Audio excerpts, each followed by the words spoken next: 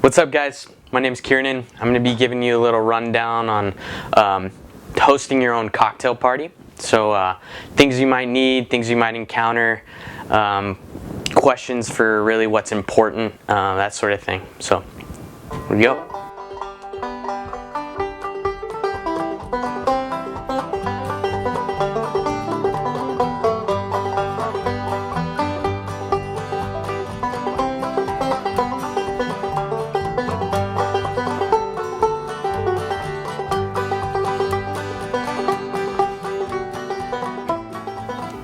First off, you're probably going to need a Boston shaker at some point.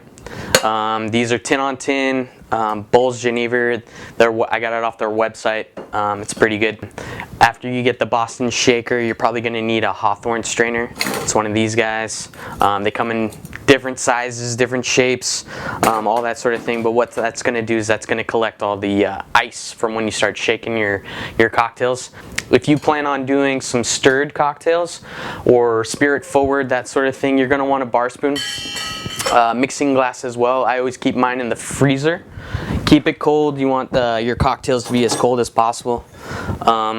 These again, plenty of different sizes. I got this one online from Bull in China. It was a little Christmas present from the wife. So this is a great one. They're out of Portland, Oregon. It's all handmade stuff. That would be for like if you're doing martinis or Manhattans. You know, you're gonna do. General rule of thumb is gonna be, strong and stirred, and then citrus and sweet is gonna be shaken. Some things. Oh, another thing that you're gonna need is a jigger. Jiggers are important. That's going to be how you measure your cocktails or the ingredients that you're putting in.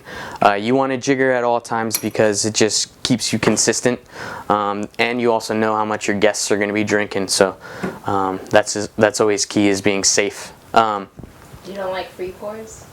Yeah, free pours. Yeah. Them up. Come on. Big debate in free pours. Yeah, or like how good of a bartender you are if you're jiggering or versus free pouring. But if you want to get real fancy, you can get a double strainer. So if you're doing herbs or some type of muddled fruit in your cocktails, that's going to get all that crap out of there for you. It's going to be a real more refined drink, a little bit better looking, aesthetically pleasing to the eye, and you always taste with your eyes first. Another thing that you don't necessarily need but might be a good idea is a muddler. This one here is off Cocktail Kingdom. Not necessary. You could always use a blunt object and get in there, but this one here is, gets all the nooks and crannies of your shaker, which is, sometimes a problem. I recommend a cutting board, a paring knife, something sharp. You're going to want to cut, garnishes if you want to do garnished cocktails. So wheels, lime wheels usually for like a margarita, or wedges for, like a vodka tonic or, something like that. Limes and lemon wedges are always a good idea, as well as some oranges. Usually a good, nice bowl of assorted fruit on the table. Assorted citrus is always a good idea.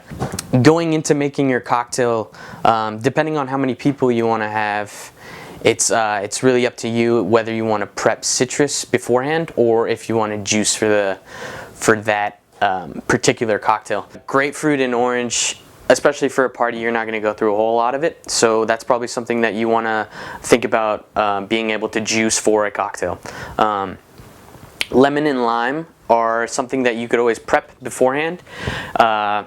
With that being said, lime and lemon do go bad, and they tend to turn after a couple hours of being, juiced. So what you want to do is prep maybe an hour or two before you expect guests to show up, and then put it on ice, leave it in the fridge. That way it's nice and cold when you're ready to start mixing drinks. If you're having maybe 10 to 15 people, you could probably get away with juicing for each cocktail. Depending on what cocktails you plan on, making that day. If you're doing a little bit more, maybe like 20 to 30, I would definitely recommend prepping juicing cocktail or juicing beforehand. That way you have it on deck and you're not just struggling to get all the drink orders out. It's always good to have a hand juicer on hand. There's like like all the other bar tools I've mentioned, there's a ton out there. You can get different shapes and sizes for each fruit and all that stuff. Some of this stuff is a little bit hard to find. You know, I do most of my shopping online. It's always usually the best options for me. Cocktail Kingdom is a great option for that.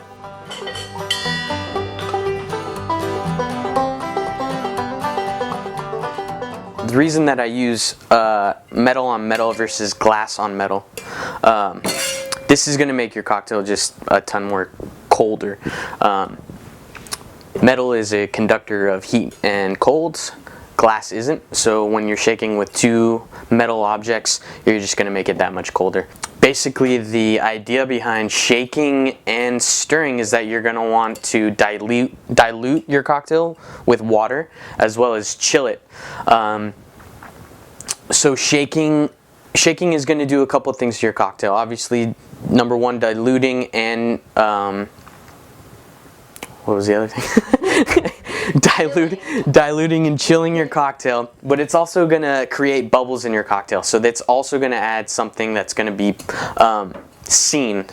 So it's all about the look of your cocktail. So when you're shaking like a margarita or a mojito, it's going to have, you know, a cloudiness when you first pour it, and it's going to have those bubbles in it. Versus when you stir a martini, you want it clear. You want to be able to see all the way through it.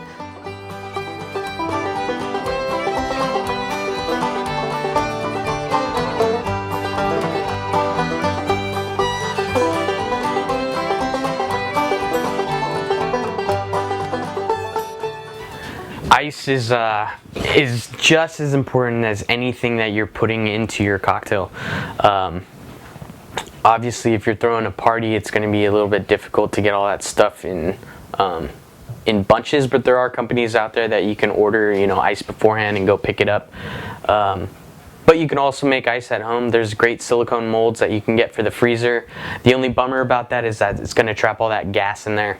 So you want to have clear ice, but they do work well if you're having a couple people over and you want to do some cocktails for them. Yeah, I think in the future we'll probably do something on clear ice, how to make clear ice at home. It's not hard to do. People think, you know, you have to jump through all these hoops. It's actually really easy to do. You just want to make sure that your fridge is clean, your freezer is clean. Ice can pick up all the different tastes of anything that's in your freezer. So if you have like frozen veggies or some steak or something like that, it might come out a little bit funky. So just make sure your freezer is kept clean, because, you know, ice really picks up different tastes and smells that could be trapped in there. General rule of thumb on ice is that one guest for your party is going to use a pound of ice. So depending on the people that you're inviting and how big their drinkers are, you want to keep that in mind. It's always a bummer running out of ice. No one wants to run to the store or, you know, have somebody be sober enough to drive to the store and get you some ice, you know, because you ran out. So just plan accordingly. I don't know what else I can say about ice. You know, for your home kind of event, unless you're making something real fancy, you only need two different syrups that you need for your event. It's going to be a simple syrup. It's just a 1-to-1 ratio of sugar to water, and then you're going to do an agave syrup as well. Agave syrup, same thing, 1-to-1. You're going to buy it in a concentrate. It's usually in the baking aisle. Look for that 100% agave concentrate, organic stuff. You won't regret it, and it's actually a nice substitute for sweetener if you're diabetic or something like that. You know, if you want to, it won't spike your insulin level, so you'll be safe. What, you had to laugh, right? You had to laugh.